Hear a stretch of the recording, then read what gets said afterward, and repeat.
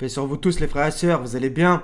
Donc aujourd'hui ça va être une vidéo un petit peu spéciale. Ça va parler de l'arche, donc de Noé et aussi des animaux, donc de l'obéissance, etc. Donc vous inquiétez pas, ça va pas être une vidéo en mode SPA ou 30 millions d'amis, etc. On va parler aussi de l'onction et d'autres choses. Donc à propos de par exemple la colombe qui quand elle est sortie de l'arche, etc. Ça va nous ramener à un truc exceptionnel. J'espère qu'il y a plein de gens qui sont au courant, mais bon. Voilà, je vais vous montrer ce que le Seigneur il m'a fait découvrir. Donc, on va commencer Genèse chapitre 6. Donc, il y a plusieurs phrases. Donc, c'est à propos de l'arche. Donc, de tout ce qui vit, de toute chair, tu feras entrer dans l'arche deux de chaque espèce pour les conserver en vie avec toi. Il y aura un mâle et une femelle, d'accord? Donc, il y a bien écrit, tu feras entrer. On va voir plusieurs choses, etc. Au verset 22, de chaque espèce viendront vers toi pour que tu leur conserves la vie. Donc, ça, c'est très intéressant. Le mot viendront. Parce qu'ils sont venus, d'accord? En fait, je pense qu'ils ont, on va dire, reçu une révélation, comme par exemple, Dieu, il a dit, nous révélâmes aux abeilles dans le Coran. Donc, les animaux aussi peuvent recevoir une inspiration divine. Par exemple, aussi le poisson qui a pris Jonas et qui l'a ensuite recraché sur la terre. D'accord? Donc, souvent, voilà, les gens, ils ont une vision un peu des animaux, des fois, un petit peu bizarre. Donc, alors qu'en vérité, ils sont très soumis au Seigneur, comme on va le voir. Bien que justement dans le chapitre, il y a aussi des choses concernant les animaux. Donc les animaux qu'on voit maintenant sont eux aussi des descendants de l'arche. Donc tout ça, c'est très important. Donc comme nous, ils sont descendants de l'arche. Donc il y a pas mal de choses. Donc à propos de l'obéissance, donc ils ont été très obéissants, un de chaque espèce. Ils sont venus vers Noé pour rentrer dans l'arche. Donc justement, après, à propos de l'obéissance, verset 22, c'est ce que fit Noé. Il exécuta tout ce que Dieu lui avait ordonné. Donc on va le voir dans un autre chapitre aussi. Sourate 11, verset 40, puis lorsque notre commandement vint et que le four se mit à bouillonner, nous dîmes charge un couple de chaque espèce. D'accord? Donc là aussi on a le même commandement justement, voilà. Le commandement, l'ordre du Seigneur et un couple de chaque espèce, mâle et femelle, etc. Sourate 23, verset 27. Et quand notre commandement viendra et que le four bouillonnera, achemine là-dedans un couple de chaque espèce. D'accord? Donc après avoir construit l'arche sous les yeux du Seigneur et selon sa révélation. Donc ça aussi c'est une révélation. Donc tout ça c'est intéressant et important. On va revenir à la sourate 23 puisque justement il y a un verset concernant l'onction au verset 20. Donc tout ça c'est pas un hasard. Au Genèse chapitre 7 verset 5. Noé exécuta tout ce que l'Éternel lui avait ordonné. Donc vous voyez, Noé, il n'a pas discuté l'ordre divin. Il a fait, d'accord? Il fallait construire l'arche, il l'a fait, il n'y a pas eu de discussion. Donc c'est vraiment magnifique au niveau de l'obéissance. Au verset 9, il entra dans l'arche auprès de Noé, deux à deux, un mâle et une femelle, comme Dieu l'avait ordonné à Noé, d'accord? Il l'avait ordonné, d'accord? Donc tout ça aussi, c'est très important. Donc ils sont venus vers lui, je pense, vraiment par révélation divine. C'est lui qui les a chargés dans l'arche, d'accord? Donc après, au niveau de la façon dont l'arche était, la grandeur, etc., faites votre recherche, c'est intéressant, mais on va pas vraiment se baser là-dessus, d'accord? Maintenant, on va parler de la colombe. Il s'est passé un truc... Donc justement, il lâche le corbeau qui sortit partant et revenant jusqu'à ce que les eaux eussent séché sur la terre. Donc il y a eu au bout de 40 jours, etc., la flotte, etc., d'accord? Donc le corbeau, après on n'a plus sa notion et on n'a plus son histoire. Il lâcha aussi la colombe pour voir si les eaux avaient diminué à la surface de la terre, mais la colombe ne trouva aucun lieu pour poser la plante de son pied, et elle revint à lui dans l'arche car il y avait des eaux à la surface de toute la terre. Il avança la main, la prit et la fit entrer auprès de lui dans l'arche. D'accord? Il attendit encore 7 autres jours et il lâcha de nouveau la colombe hors de l'arche. Donc elle est allée, elle est revenue et il la relâche. La colombe revint à lui sur le soir et voici une feuille d'olivier arrachée était dans son bec. Noé connut ainsi que les eaux avaient diminué sur la terre. Donc là, ça va être... c'est vachement codé. Donc elle revient à lui sur le soir déjà. Donc le soir, symbole de ténèbres. Une feuille d'olivier arrachée, d'accord, dans son bec. Donc là, on pourrait se demander pourquoi une feuille d'olivier. Donc je pense, par la grâce du Seigneur, avoir au moins une partie de la réponse. Noé connut ainsi que les eaux avaient diminué sur la terre, d'accord? Donc ça avait diminué. Donc on va voir plusieurs choses. Donc le mot déjà olivier, ça ressemble particulièrement à l'arabe. Donc je ne sais pas prononcer l'hébreu, donc vous voyez ici zaït. Donc ça nous ramène à la sourate 95, watini wa zaitoun, donc par le figuier et l'olivier, etc. Watur sinin, par le mont Sinin, etc. Donc tout ça c'est C'est aussi, il y a sûrement des liens, d'accord? Donc olivier, etc. Donc maintenant, ça va nous amener où? Ça va nous amener à l'évangile, oui. Donc la colombe, on l'a vu, elle a ramené, comment ça s'appelle? Une feuille d'olivier, d'accord? Donc l'olivier, ça symbolise quoi? C'est l'olive, tu la presses, ça donne de l'huile, etc. Donc normalement, le lien se fait, c'est que l'huile, c'est l'onction, d'accord? Et qui nous ramène à Mashiach, traduit par Messie, mais j'aime pas trop, qui nous ramène à Christos, etc. Donc le oint, l'onction, d'accord? Et ça va nous ramener à l'évangile, ça va être extra. Donc, Matthieu 3,16, dès que Jésus eut été baptisé donc par Jean dans le Jourdain, il sortit de l'eau, et voici les cieux s'ouvrir, et il vit l'Esprit de Dieu descendre comme une colombe et venir sur lui. D'accord? Donc là, qu'est-ce qu'il y a d'exceptionnel? C'est que Jésus a été baptisé, il est sorti de l'eau. D'accord? Et l'arche, qu'est-ce qui s'est passé? Il y a eu un déluge, donc c'est en rapport avec l'eau aussi. D'accord? Et voici les cieux s'ouvrir. Là aussi, c'est intéressant, les cieux, parce que justement, les écluses du ciel se sont ouvertes au temps de Noé, pour que l'eau tombe. D'accord? Vous voyez tous les liens. Et il vit l'Esprit de Dieu descendre comme une colombe venir sur lui. Comme une colombe. Qu'on a vu, la colombe. D'accord? Qu'est-ce qui se passe donc? Tout ça, je pense que en fait, ce qu'il y a écrit dans Genèse 8, verset 11.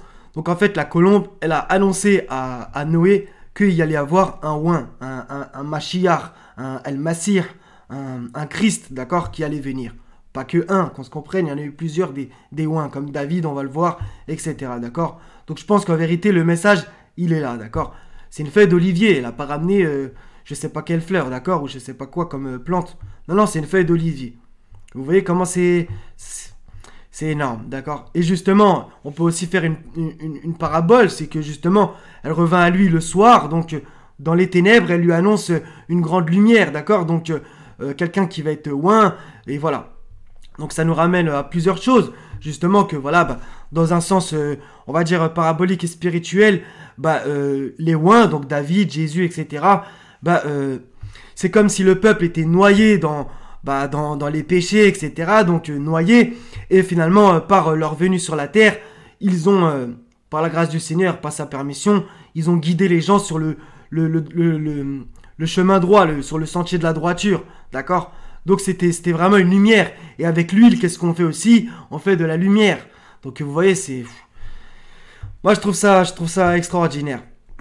Donc en fait, je pense que ça annonçait réellement ça à la colombe qui ramène une feuille d'olivier, d'accord? Ça annonçait l'arrivée des oints. Voilà. Donc après, on va voir l'onction dans le Coran. Donc dans une traduction de la maison, par exemple, je crois que c'est Maison des Nour. Donc Sourate 2, verset 138. Très très mal traduit dans la plupart des traductions. Je pense que là, elle traduit très bien. C'est l'onction de Dieu, mais qui mieux que Dieu peut donner l'onction? C'est lui que nous adorons. Et le mot là, en l'occurrence, c'est Siberata, d'accord? Siberata, Siberatallah, wa man arsanu minallah, Siberatan, wa nahnu lahu abidun, d'accord? Donc Siberatan, Siberata, et on va voir dans la sourate 23, au verset 20, là c'est le mot wa siprin, d'accord? En produisant l'huile servant à oindre, ainsi qu'un arbre qui pousse au mont Sinaï, en produisant l'huile servant à oindre et où les mangeurs trempent leur pain. Justement, qu'est-ce qui se passe? On descend, et c'est au verset 27 qu'il y a justement le verset « Nous lui révélâmes, construis l'arche sous nos yeux et selon notre révélation ». D'accord? Donc on a dans la même sourate le lien entre le mont Sinaï, l'arbre, l'huile, l'onction et Noé, juste un peu plus loin, et l'arche, d'accord? Donc je pense que aussi, si on encore une fois en mode parabole, David, Jésus, etc., les prophètes qui ont été oints, c'était une espèce d'arche de Noé sur laquelle ils incitaient le peuple à monter pour se sauver et de ne pas être noyé dans les péchés du peuple, d'accord? C'est un peu ça le message aussi que j'entends derrière tout ça, d'accord? Sourate 17, verset 3. Les descendants de ceux que nous avons transportés dans l'arche de Noé, avec Noé, celui-ci était vraiment un serviteur fort reconnaissant, d'accord? Fort reconnaissant, voilà.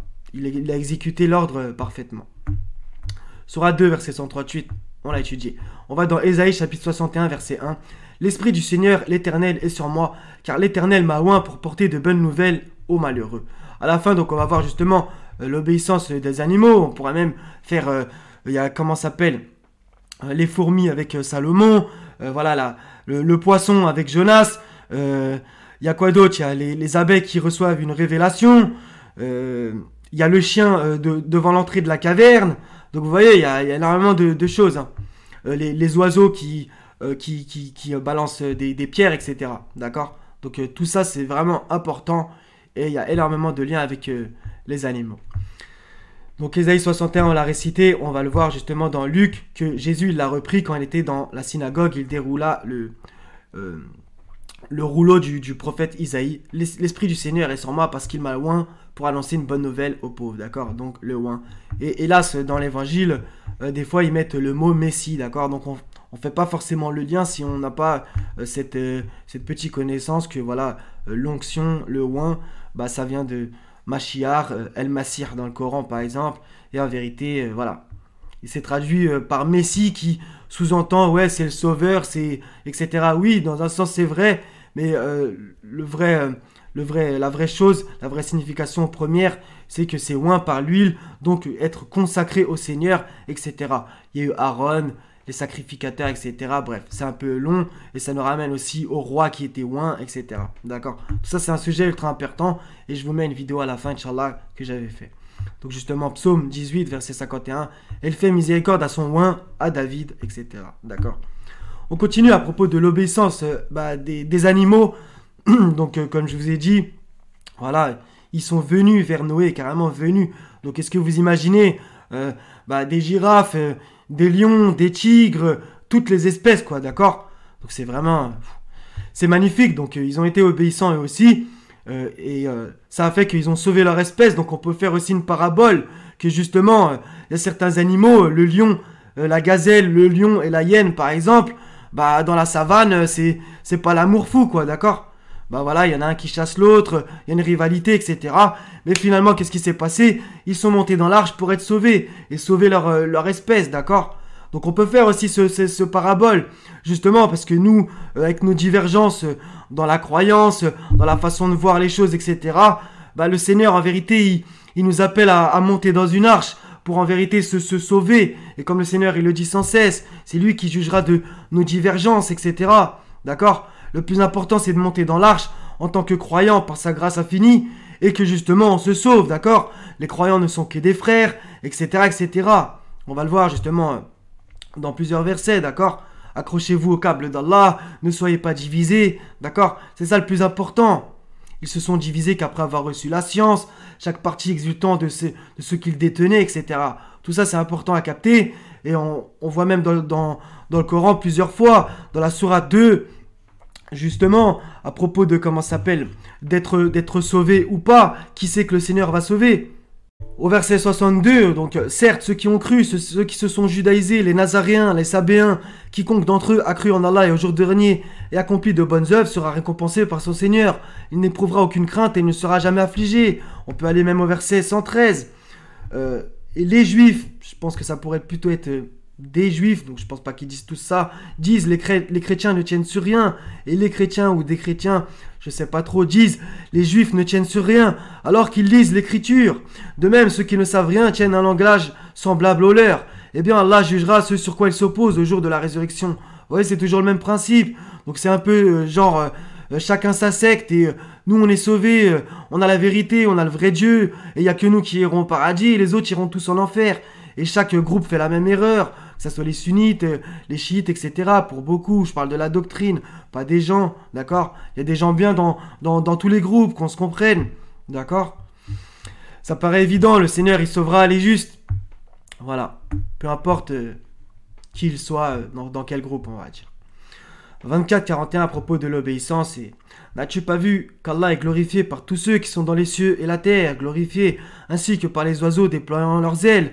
Chacun certes a appris sa façon de l'adorer et de le glorifier. Allah sait parfaitement ce qu'ils font. On pourra aller plus loin. Les arbres et l'herbe se prosternent, etc. D'accord? Voilà. Tout le monde est des soumis bon gré mal gré au Seigneur. Même les gens qui se disent non, moi je suis athée, ceci, cela, après la vie, il n'y a plus rien. Bah ouais, mais t'es obligé de manger, t'es obligé de dormir, etc. Donc t'es soumis bon gré mal gré à certaines choses, à la sunna du Seigneur. Sourate 8, verset 63, à propos de l'unification et de l'unité entre nous. Donc il a uni leur cœur. Aurais-tu dépensé tout ce qui est sur la terre, tu l'aurais pu unir leur cœur. Mais c'est Allah qui les a unis, car il est puissant et sage. D'accord? Donc on revient à une certaine unité. D'accord? Donc voilà. Donc je pense que toute cette parabole de l'arche, elle est très importante, et bien que ça ait été un fait, il y a aussi une parabole à comprendre derrière tout ça, d'être noyé dans les péchés que l'époque était à l'époque de Noé, la terre était remplie de violence, un peu comme maintenant. Et voilà. Sourate 41, verset 34, la bonne action et la mauvaise ne sont pas pareilles, repousse par ce qui est meilleur. Et voilà que celui avec qui tu avais une animosité, Dieu devient tel un ami chaleureux. Voilà. Donc c'est le Seigneur qui s'interpose entre l'homme et son cœur. Et voilà, donc un jour on peut être ami, un jour on peut être ennemi, etc. Les choses peuvent changer très vite. Donc voilà. Donc ça soit avec les sunnites ou je sais pas qui. Voilà, en vérité, si le Seigneur, par sa grâce infinie, nous accorde la place dans le paradis auprès de lui, est-ce qu'on va se dire, oui, mais lui, il était de telle partie, oui, lui, il avait de telle couleur, oui, mais lui, il était gros, oui, mais lui, il était ceci, cela. Il n'y aura plus toutes ces bizarreries, d'accord? Où ils n'entendront ni futilité, ni blasphème, d'accord? On oubliera toutes ces choses. Le plus important, c'est de se sauver par la grâce du Seigneur et justement monter dans l'arche. Et donc voilà, on peut faire la parabole avec la colombe, etc., etc. Il y eut un soir, il y eut un matin, et le Seigneur guide qui il veut, Allah guide qui il veut vers sa lumière. Et c'est lui la lumière des cieux et de la terre. Voilà les frères et les sœurs, donc j'espère que ça vous aura intéressé. Donc prenez soin de vous, courage, soyez bénis. Wassalamun ala al-mursalin, walhamdulillahi rabbil alamin, la ilaha illa hu al-azizul hakim. Paix sur vous tous, à la prochaine, Inch'Allah ta'ala.